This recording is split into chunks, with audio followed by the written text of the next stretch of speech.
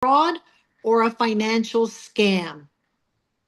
So please let us know if you've ever been, a target. I know some of us have been victim, but some of us have been, alert on it. But just let us know, have you been targeted for online or a financial scam? Let us know. Just one simple question. Let me see. Okay, I'm sharing the results. As you can see, a whopping majority have been targeted. So Marisela, you have your work cut out for us today. Right. Thank you. Thank you, Patricia, and thank you, Adriana, as well, and your whole team at AARP for having me here today. We're delighted to share the latest in frauds and scams. Yes, the majority of people have experienced some kind of financial fraud. That is not a surprise to me, as we've seen a lot of fraud reports come through.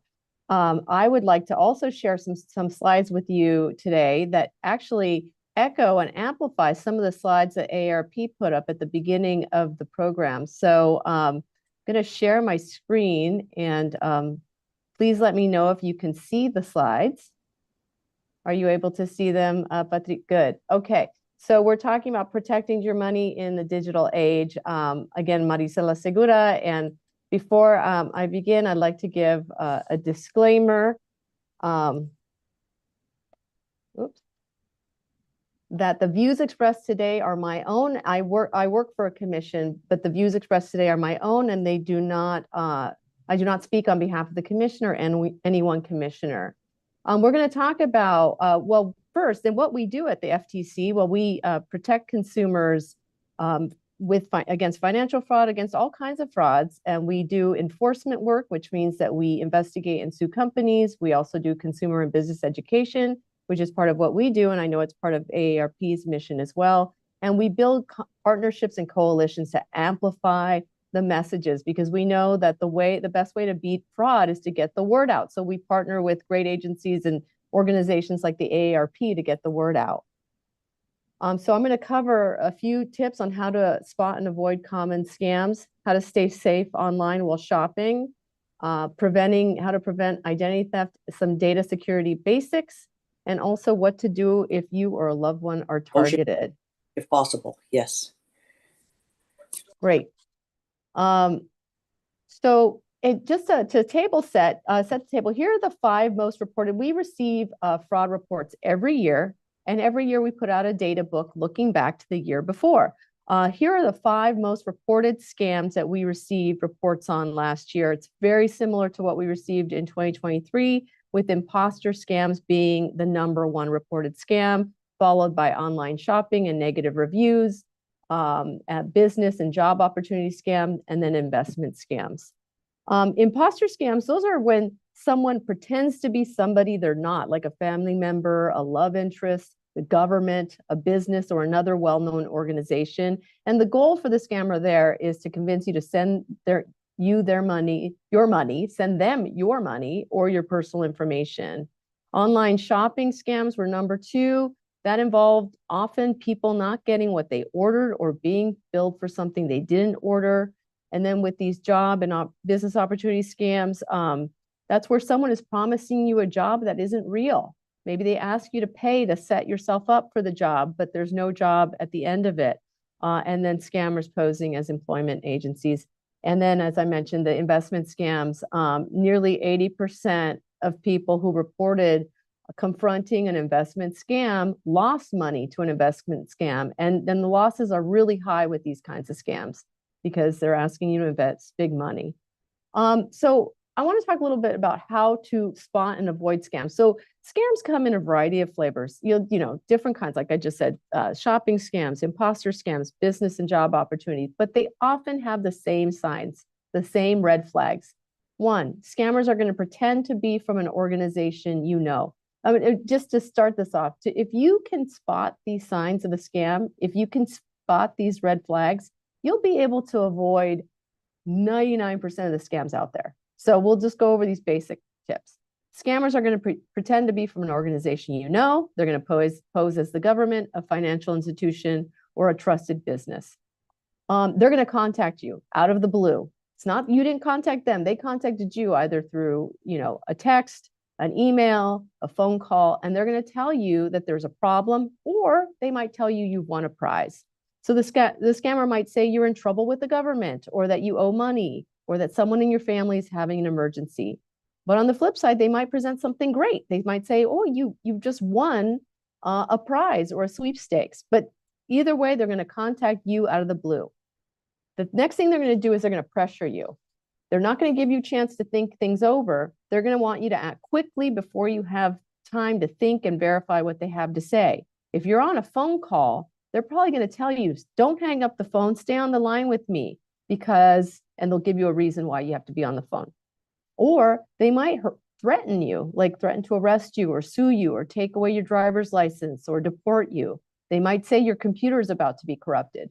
Either way, they're going to try to cause urgency.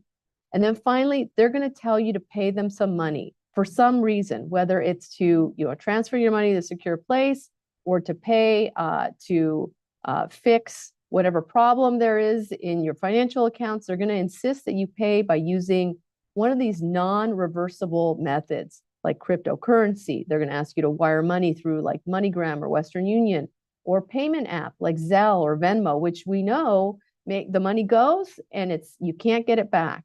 Or they might ask you to buy a gift card and then read them the numbers that are on the back of the card, which is just the same as giving someone cash. In some instances, especially with job scams, some will send you a check that will later turn out to be fake, but they'll ask you to deposit it and then send them the money once it's hit your bank account. There's a period of time immediately where it will show it's deposited, and then if you transfer money back, the bank will later identify it as fake and you'll be caught holding the bag. Some common financial scams we're seeing.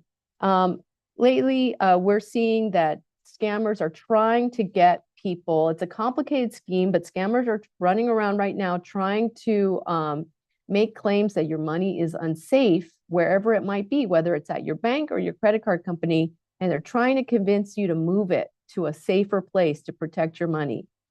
They'll call you and tell you that fraud's been spotted on your account, and then they'll transfer you to another person who then will pretend to be from a trusted source like the government, who then will double down on that lie and say, oh, okay, your bank, your money's not safe at the bank. It's been a hacking or some kind of a theft, and they're going to ask you to transfer your money to protect it.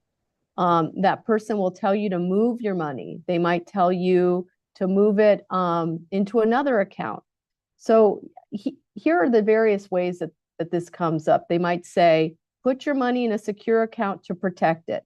Now that's a scam. If they called you out of the blue and tell you where to transfer your money, that's a sign of a scam. Or if they tell you to transfer your money to a cryptocurrency account to protect it, that's a sure sign of a scam. Your bank's not going to ask you to do that. Or if they tell you to get cash and I'll send a driver over to your house to pick it up, that's a scam. No trusted financial institution is going to ask you to do that. They might say deposit cash at a Bitcoin ATM to protect your money. That's a scam. Again, trusted financial institutions, credit card companies do not ask you to pay them money with deposits at Bitcoin ATMs. Or they might ask, sorry, there's a siren behind me. They might ask you to buy gold because that's a trusted source and a driver will come and get the gold and secure it for you. Now that's a scam. Again, your bank's not going to ask you to do that. And we're seeing complaints like this come up again and again. And it's a complicated scheme, but just know that no one for the government or a trusted financial institution is going to ask you to do these things. Just more messaging along these lines. Again, if someone calls you and tells you your financial accounts are unsafe and tell you to move your money to protect it, just know it's likely a scam. Scammers will tell you to get cash and drop it off. That's a scam. Or they'll tell you to buy gold and give it to a courier. That is a scam. If you feel unsure about the messaging and you want to investigate, hang up the phone and go straight to your bank or go to your credit card company at a number you know belongs to them and investigate yourself. But I'm telling you that your trusted financial institutions will not tell you to do these things, nor will the government. All right, moving over to investment scams, and I know AARP had some slides on this. Scammers are pitching investment scams that claim that you're going to make a lot of money fast with a little bit of effort. More recently, we've seen these investment scams involve crypto. These scams often start with a direct message or a contact through social media, including dating apps. Some scammers, especially when they're on dating apps, they're going to meet you. They start a relationship. They flood you with attention. They want to talk every day, but soon the focus is on money, and they offer to help you. They tell you how great their investment in crypto has been, how much money they've made, and that they can teach you how to make millions or help you invest. And the truth is, anyone who's offering to grow your money in a short period of time with very little risk is a scammer. Everything has risk. Nobody can guarantee you quick returns with little risk. And another tip, don't mix online relationships with investment advice.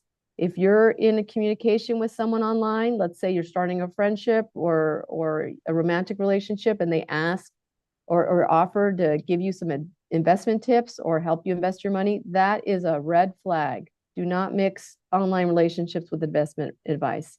If you meet someone on a dating site or app and they want to show you how to invest in crypto or ask you to send them crypto, that's a scam. You're dealing with a scam artist. And there are lots of other investment type scams. And I would ask that you go to our website, ftc.gov/investment scams to learn more. But there are scams that are talk about like how to train you up with their tested method, their proven strategy that involves, again, little risk, but a great upside. If it sounds too good to be true, it probably is. Here are some tips on how to avoid those investment scams. Resist the pressure to act quickly. They're going to try to get you to send the money right away without thinking about it. The kryptonite for scammers is the person who says, hold on, wait, let me think about this. Can you tell me where I can find more information? Or hold on, let me investigate. Usually they'll let you go at that point because they just want someone who's going to act quickly. As soon as somebody says, hold on, let me investigate, they don't want to deal with you anymore because they know that they've got someone who's thinking twice about it, and you'll discover that it's a scam. You do your research online. If it's a company or some kind of an investment, search the name of the company or investment on Google, along with words like review, scam, fraud, complaint. Other people's experiences with that scam will come up, and it'll alert you that there's some problems. Verify investment claims on your own. Don't put your money into an investment based only on what someone tells you or what you read in an online newsletter or a blog that they send to you, because that could be fake. Scammers will often invent stories and testimonials. They'll pitch out people who will say they made a lot of money and that they bought a house or these cars, but that could all be made up. Another trick, the scammers often create the impression that their opportunity is just like the latest investment opportunities that you hear about in the news. But one difference is they don't give you a lot of details. If you're hearing a pitch and you don't really know how it works and you don't get any details, that's a red flag. That's usually a sign of a scam. And then know the risk. Investments always involve risk. There's no guaranteed return. So if somebody's saying that you're going to make X dollars or X percent, and they're very, definitive about it, they're like, you're going to make this money, this much money a month or whatever, that is usually a sign of a scam because all investments involve risk. No one can tell you that. Good investment advisors do not tell you that you're going to make guaranteed returns. And again, if you want to investigate further, you can go to the Security and Exchange Commission's website, investor.gov, where you can look for background on companies. You can look at license status or of anyone recommending to sell you a security or an investment opportunity.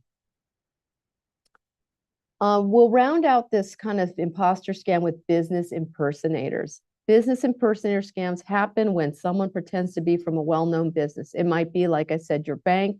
It might be your employer. Maybe you're at work and someone sends you an email posing as if from your employer and telling you to send them money. Or it could be like this one. It's a tech support scam. This is an email posing like it's from the Geek Squad. A lot of these times, these scams come by email or text, and these are phishing. They're designed to trick you into thinking that from a company you know, and they're asking you to click on a link or provide payment information or personal information. On this slide, as I mentioned, you'll see it's an example of a tech support scam. We see that scammers are also sending emails and texts pretending to be from Amazon, FedEx, or different banks. And they look real even though they're not. If you get an unexpected email from a business or a person, for that matter, don't click on the links in there. Investigate yourself. So for instance, if you get an email or a text from Amazon saying, "Did you verify this purchase?" Go straight to your Amazon account. Don't click the link on that text. Investigate yourself on your Amazon account, or call a phone number that you know belongs to the company that is sending you the text. It could, if you think it could be real, just contact the company on your own, but never use the information they give you to contact the company. Go there on your own. Go to your own account, login. So quickly on staying safe while shopping online. We're shopping for more and more online. It's not just one-off purchases. We're buying groceries and lots of necessities. So there's just a few things that you're going to want to do, and this is kind of a summary of what you want to look for.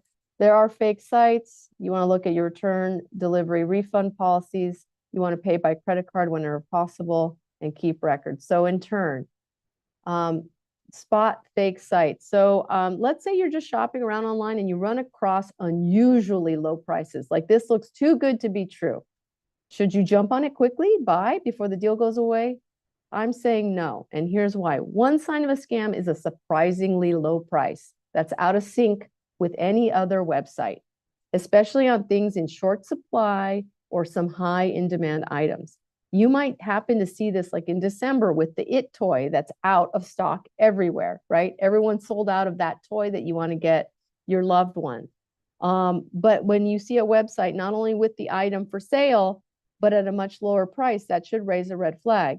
Or you might see a luxury item being sold for a very low price that you never see that luxury item being sold for.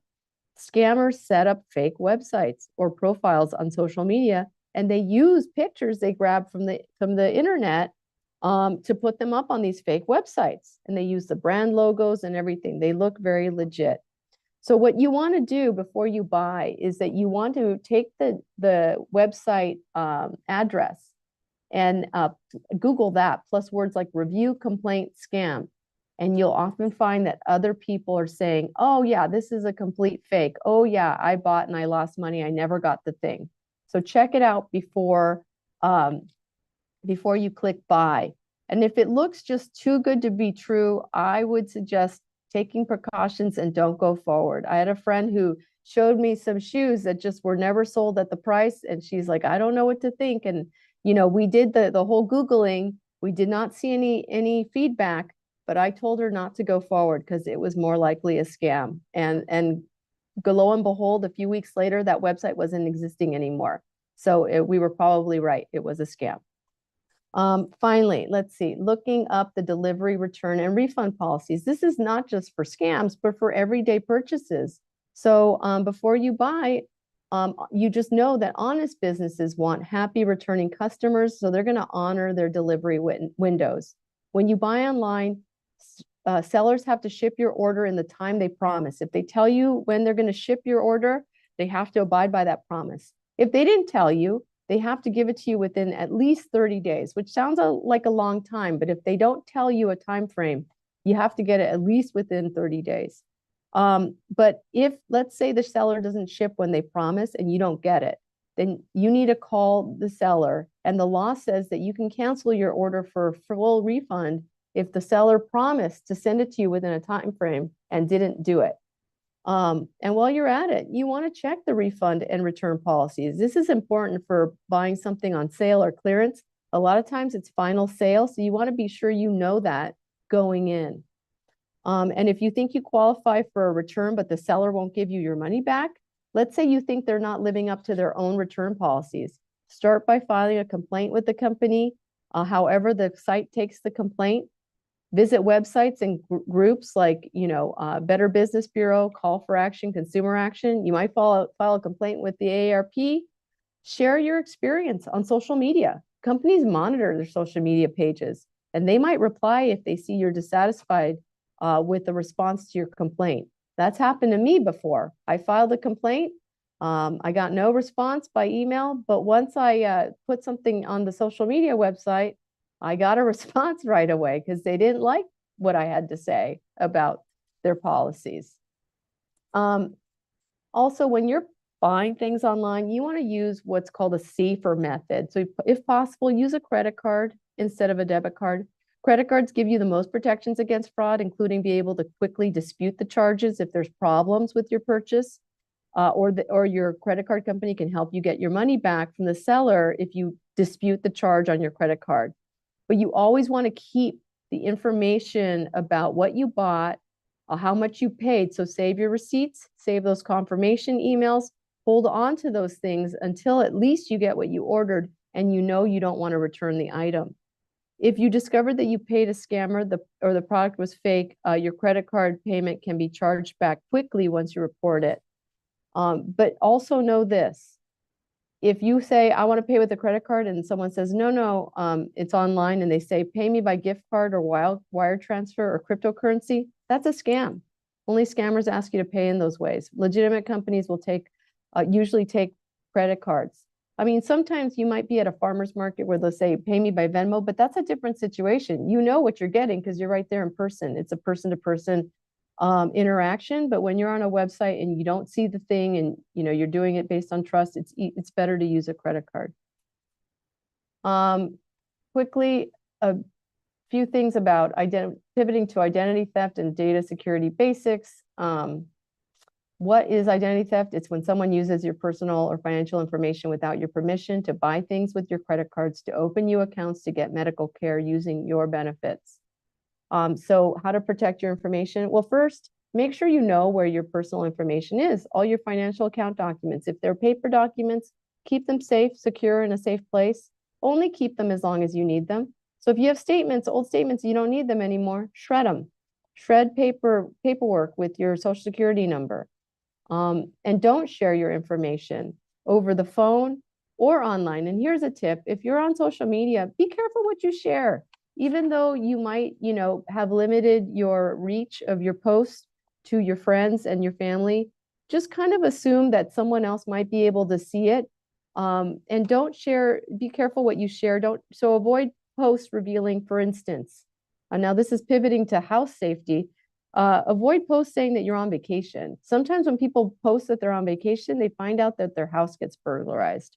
Avoid posts that reveal where your home address is. Avoid posts that might reveal your personal phone number or other details that could be used by a scammer to convince you, if they call you, that they know you or your family. And certainly don't share details about others without their permission. Also, if you're online, you want to keep all your software on your apps, your phone, up to date.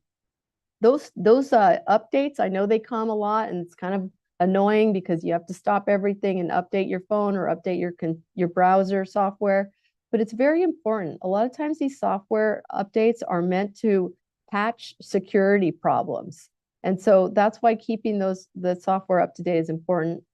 If you have a Wi-Fi network at home, secure it with a password so that no one else can join it without that password. And then use strong passwords for all your websites.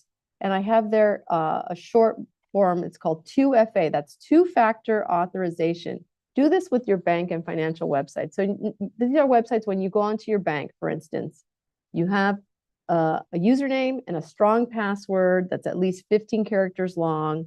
You might even, use your browser to create a password for you that's complicated, but then use two-factor authorization. This is where you could, you ask for a code by email or text, and you put the code into the website. So that's a second level of authentication to figure out that that is you logging into that website. So two-factor authorization is really good because it provides another layer of identification. And I'm going to pause after this slide. So how to know if someone has stolen your identity. What you want to do is be very aware of all your financial accounts. So I encourage you to take these steps. Read your bank account statements on a regular basis. If you have online accounts, look at your online accounts, look at your bills. Even for healthcare, some people steal other people's healthcare and go get healthcare on their own with it. Look at your explanation of benefits. Make sure that everything on there looks like something you purchased, looks like your own doctor's visits. Look for charges, withdrawals, or purchases that you don't recognize, and contact the business or the provider about any issues you see. Contact your bank if you think that there's unauthorized charges on your debit card or unauthorized withdrawals. It's a good idea to check your credit reports on a regular basis as well. You want to look for things like new loans, new credit card accounts, changes to your address or other personal information, or public records that indicate that a bankruptcy was filed under your name. And you can get a free copy of your credit report to annualcreditreport.com.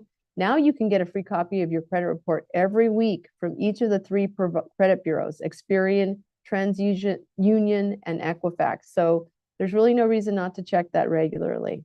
And so with that, I'm going to pause here, Patricia, if you want to ask me any questions or amplify any of these. Oh my God, Maricela, that was just like phew, incredible. Thank you so much for sharing. Of course, it's also scary as all heck, right? But thank you so much. And you were saying that half the battle is just being aware, so it's perfect. I have a million questions, but of course, this is all about the people participating. Remember that Let's Talk Dinero with AARP is all about you. So if you have any questions, this is your chance to submit it in the chat box. If you're watching on YouTube, put it in the comments section. So please, be sure to add that. Let's see. Maricela, a question. You were talking about, let's see, online shopping and if you're buying and all these challenges, right? From the websites that may be fraudulent to not getting what you wanted, the recourse if you need to return things. What if you are a seller? What if you have some clothes, have some jewelry, some furniture, something you want to put it on marketplace, you want to put it on, one of these other sites. Um, what advice do you have, or have you seen any scams around that, around being a seller? What should we be aware of if we're looking to sell? You mean if you're looking to sell, like, say, a used bike on Facebook Marketplace? Absolutely. I would say just have a plan for how you're going to have the person pick up the goods. If maybe you don't want to have them coming to your home, for instance, right? Maybe you want to pick a Yeah. neutral location where you can meet. Make sure that you have a plan for how they're going to pay you, like, immediately, so that you have the money in hand, whether it's through cash or some kind of a Venmo, and then you can transfer the goods. These are just some common sense tips I'm thinking of. You probably don't want them coming to your home because then, that's open to the public, and Facebook Marketplace is open to everybody. I know I've been lots of great deals there, but it's always good to use a neutral location and maybe be with someone you trust to go with you, and when you're meeting sort of just the general public. Right. Don't accept checks, right? I That's heard right. somebody was still using checks, which is, incredible, but yes, right? And there's so many ways to receive payments from Venmo and PayPal and Zelle And it's so. immediate. You see it on your phone. So it'll hit your phone immediately, and you can relinquish whatever it is that you have right there and then. Yeah, I know somebody who sold something. They paid her in a check, and then they said, "I'm sorry, there's an emergency. Can I have the cash back?" And of course, then the check bounced. But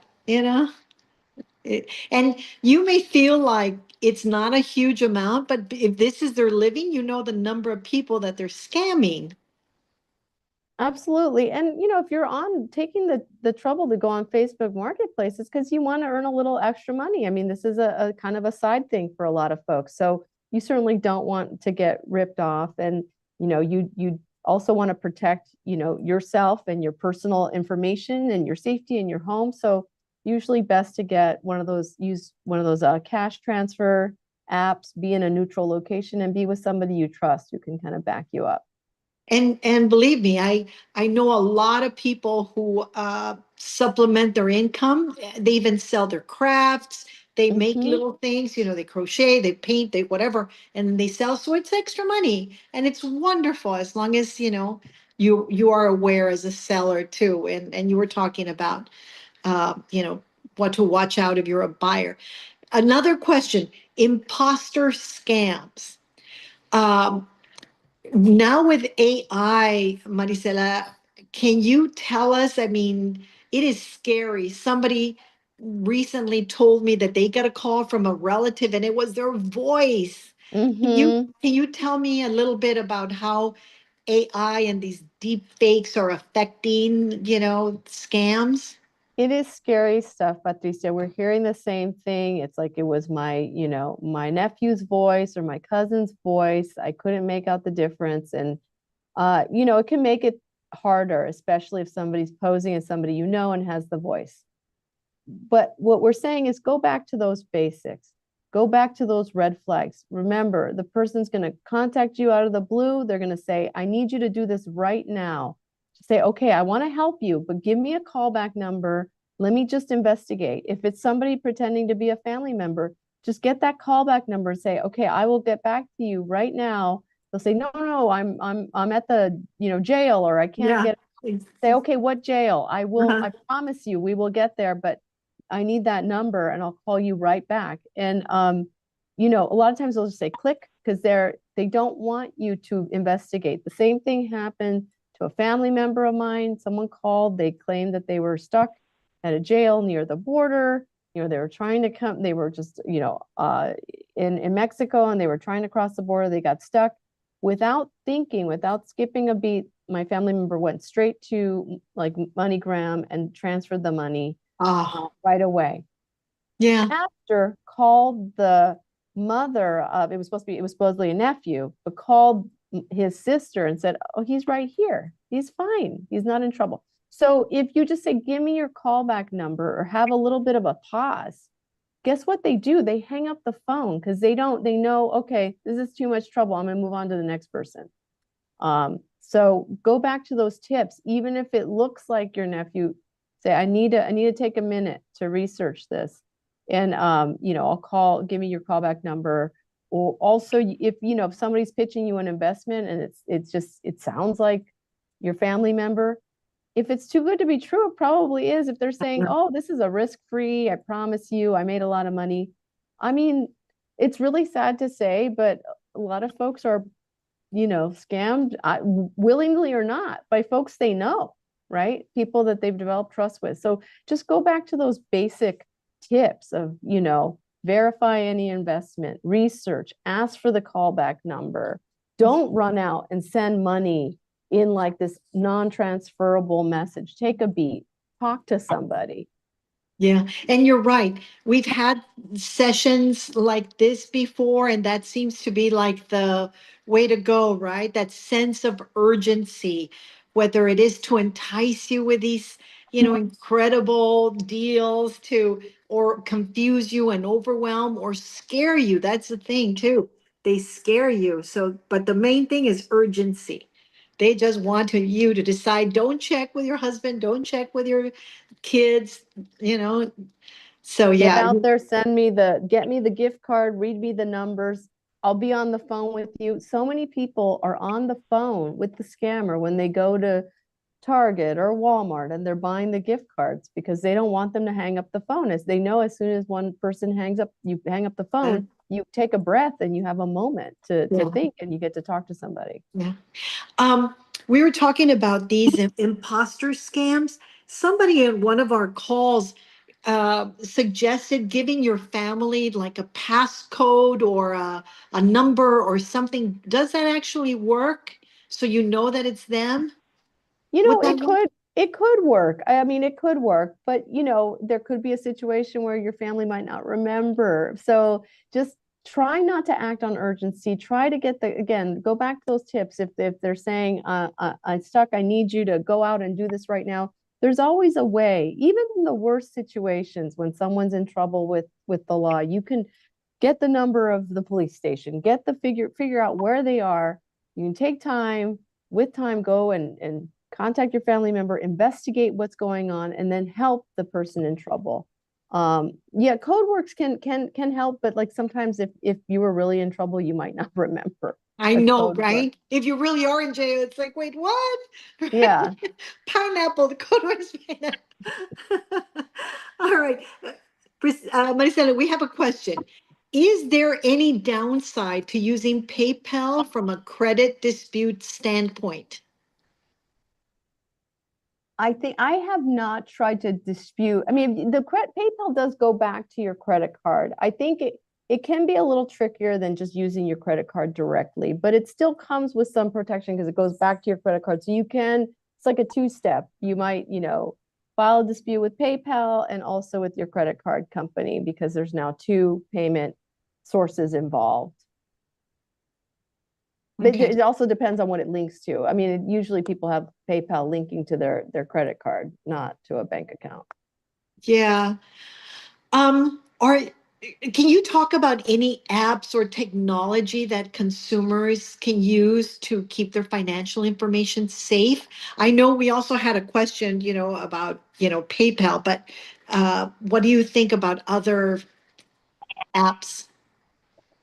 Well, I think just kind of doing some basic security methods, like, making sure your apps are up to date. I don't know if you need to use an app. I mean, one thing that a lot of folks use, and I know I use it, is I use the password generator where instead of making up my own password and using the same password across like every website, you don't want to do that. You don't want to have one password because you remember it and you use it for your bank, for your credit card, for your whatever. You want to have very strong passwords across all of your accounts.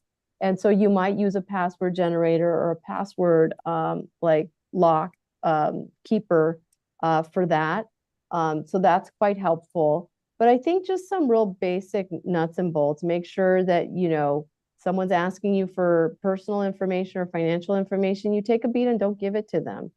Just know that most reputable businesses have now, they're not going to ask you for and neither will the government just call you out of the blue and be like, what's your social security number? Give me your credit card number because, we have your passport's been, compromised. So we need you to pay X amount. If someone's making a claim like that and claiming to be from your bank or the federal government, take the number, ask them for the number, investigate. I mean, just the basic tips. You don't need anything fancy to really protect your information. A lot of times, we're finding most of the time when people are stealing financial information and accounts, it's through a very simple way. It's just convincing you that you're in trouble and getting you to act quickly. Exactly, right? That sense of urgency. Um, I know some people were asking about the slides and the information. We're recording this session, so later you'll be able to, view this recording. If information came at you really fast or you want to review it one more time, we're recording this, so later you'll be able to, view this recording at aarp.org/let's talk dinero. So know that that's why we record this. So then you can view it later, and take your time doing this. I All want right. to show another slide. Is that Yeah, okay? And of it's about course. identity theft. Let's see and you can see my slides? Hold on, it's upload. Yes, now we can. Okay, perfect. So the next, what to do if someone stole your identity. This is a resource. Report identity theft and get a recovery plan. You want to go to identitytheft.gov, or in Spanish, it's robodeidentidad.gov, or you can call, and that's where you can get information in other languages, 877-438-4338, and press 3. If you find that someone has been using your accounts or has taken your social security number and established, I don't know, other accounts or gotten at your identity and misused it in some way, this is where you can go to get a recovery plan. It will take you through a step-by-step plan, and it'll give you all the information you need to contact the credit reporting agencies to report the fraud on your account. It'll tell you how to put a fraud alert on your account so no more accounts can be opened in your name. And so it's a really helpful resource, and it'll take you through all the steps, and it'll also give you forms to fill out to submit to the credit reporting agencies, to the credit card company, to your bank, if you find that there have been unlawful charges on your credit accounts or someone stole your identity. So that's a really important resource. Thank you. Thank you. And Marisela, you had suggested having, let's see, two-factor authorization, right? Right. My bank only now uses one, my facial recognition. How safe is that? How safe, is facial recognition, which is crazy because sometimes like I don't wear my glasses and they say like, nope, not you, right? But how safe is it? I'm not sure how safe it is, but I prefer the old fashioned. I like the password with the code myself. You could always ask your bank if they would allow you to do that other type of authorization. You know, I I don't personally, just speaking for myself, I don't do facial recognition on my phone. I don't. I prefer just doing the strong passwords and the two-factor authorization, the code. Yeah. Even though it is scary, if you go to Yeah. venues and events, now you just walk in and it's just like, wait, what? You're charging my credit card just from my face? So it is incredible times that we're living in It's now. wild. It is Yeah. wild. And here, as a Latina, Maricela, I have a question that Latinos are among the demographic groups most targeted by online financial scams. What are the factors that contribute to our vulnerability? Like, why?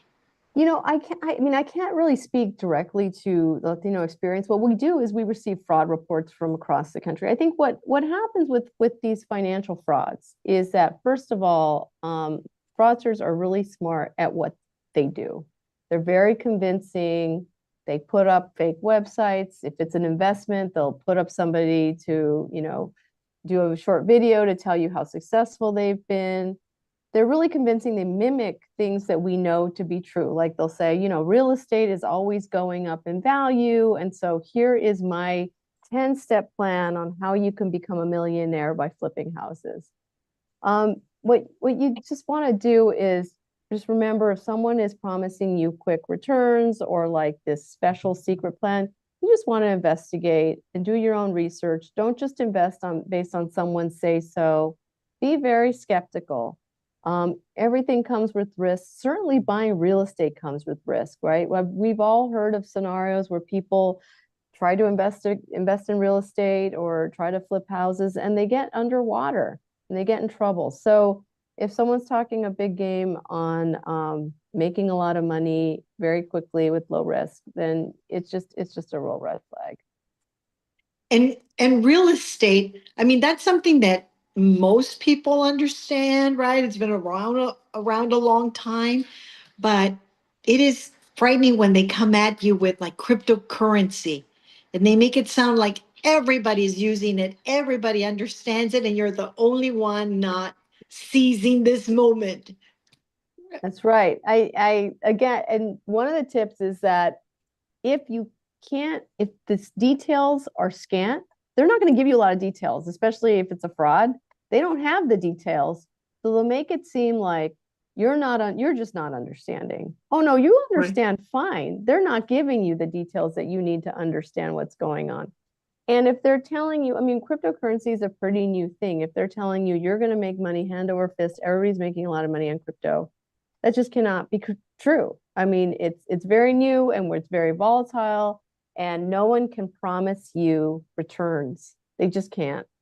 A legitimate financial advisor who's saying, here's a stock or here's an investment will tell you, I can't promise you a return.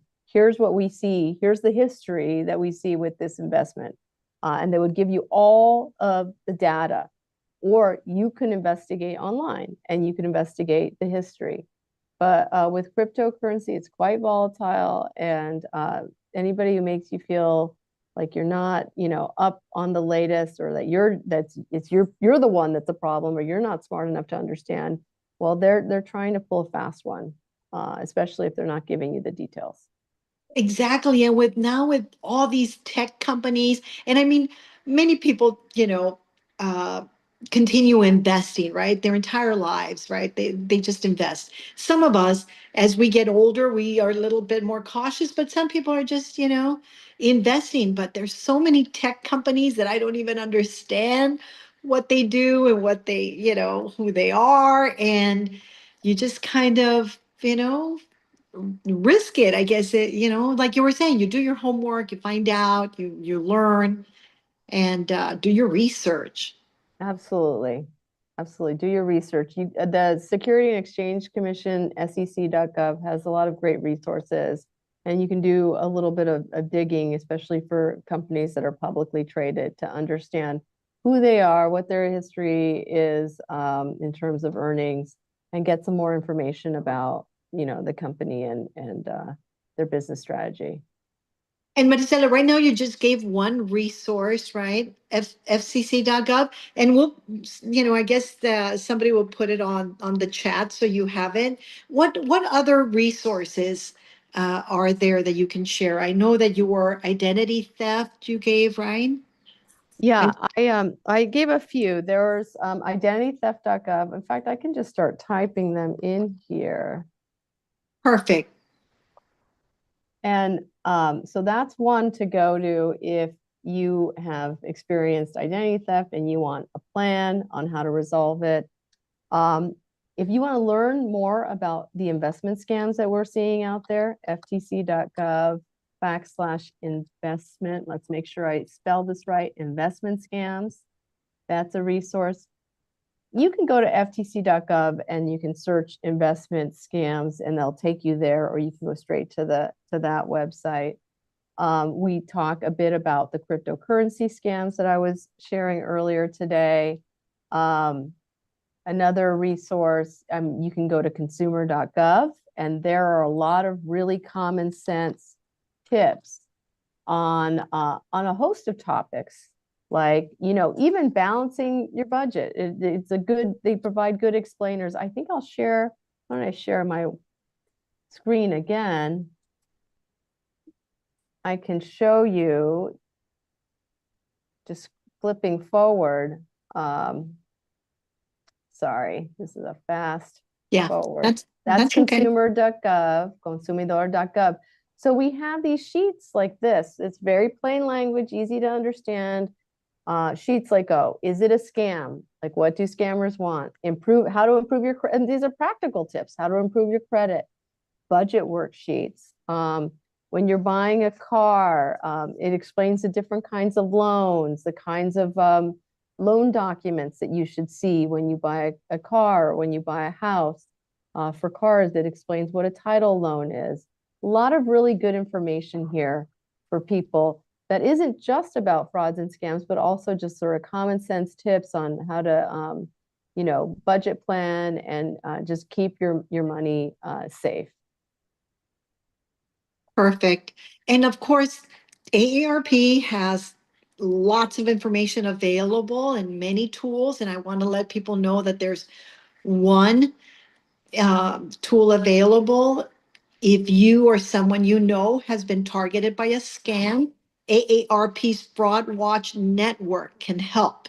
It's a free helpline, and I'll give you the phone number. It's 877-908-3360, and you can speak with a trained fraud specialist who can provide support and guidance on what you can do next and how to avoid scams in the future. So once again, the number is 877-908-3360. And of course, you can also access the Fraud Watch Network online at aarp.org/Fraud Watch Network. Oh, there you go. It's now on the chat. Thank you so much for including it there. Um, and Maricela, do you have any additional comments? We still have some time, but do you have any additional comments? Or once again, if there's one thing you want people to know. Well, yeah, when someone calls you out of the blue, I mean, a few things actually. When someone this is the basic tip, when someone calls you out of the blue and is pressuring you to send them money, like, in a Cash App or cryptocurrency or MoneyGram or something that's just not reversible, that's usually a sign of a scam. A few other tips though, if you're shopping online and you want to keep your information safe while you're on the internet, you want to, again, keep your browser software up to date, your phone and your apps up to date, download those latest security updates. Be careful with your use of public Wi-Fi. If you're on public Wi-Fi, just assume that someone can actually see what you're transmitting over the internet. It's just not secure. Just assume it's not secure. Only log into sites that are secure. If a website starts with HTTPS, that means it's going to encrypt the information you transmit over the website. Your banks and other very popular websites will have HTTPS in the URL in front of the name, and that means they encrypt your information. And so then you can feel better about putting in your passwords and such. Use different passwords and use two-factor for your websites. Don't use the same password for all your websites, and use two-factor authorization. And then finally, just keep up to date, keep on up to the latest. You can look for resources on the latest frauds and scams with AARP. You can look to the latest frauds and scams with consumer.gov, with FTC. But just make sure that you're kind of up on the latest, and also share the information you learn. If you hear about a scam going around in the community, make sure you pass it on to someone, because we only reach, Patricia and I can only reach so many people, but with you all kind of becoming Fraud Watch experts, you're going to amplify the message and send it through the community. And maybe you'll help someone stay safe. Yes. And I know that scammers always prey on the most vulnerable. So non-English speakers, the poor, the, older people. I mean, they just, go on the most vulnerable. So keep an eye out for others as well. You were talking, I think your mother-in-law or a relative or somebody, right, that was ready to send money, right? Yes, a family member. And later called me after the whole thing and said, I lost money. Like, they realized it was a scam before. I'm like, you should have called me first. I know. Do you know I'm what the I first do? call. I'm the first call you make, not the last. Yeah. We managed to fix it. The money app Mhm. actually was holding onto the funds for a little bit, so we managed to get the right person. But that's also very important. You have to act fast. It wasn't a day later. It was maybe an hour or two later. Called me. I was able to call up the chain and help them get their money back. But you have to act very quickly as soon as you realize that you sent money to a scammer. Oh, and then seriously, sometimes it's just, scary, and believe me, uh it may be embarrassing, but you're not alone. Like you were saying, Marisela, don't keep this to yourself. Share it, because if your story helps others, if making others aware, that's already a win. And it doesn't matter if it's, $2, just let people know whatever the amount is. Please don't keep it to yourself. Nothing to be ashamed of. These scammers are savvy. They're Savvy. they're Yes. savvy, and they're With my family member, they knew so many details about the family. I don't think that the scammer had any relation at all, but where they find some of the details out is through social media. Yeah, yeah. And I mentioned somebody that I know got a call, and it was the person that they knew. It was their voice. I don't even want to open that box of when you start hearing people's voices and seeing their faces. But anyway. And I also, of course, want to mention that AARP has online resources and events that help your journey towards financial security. And I encourage you to get access to our resources, events, and even videos on demand, like the one today, by visiting us at aarp.org/let's talk dinero.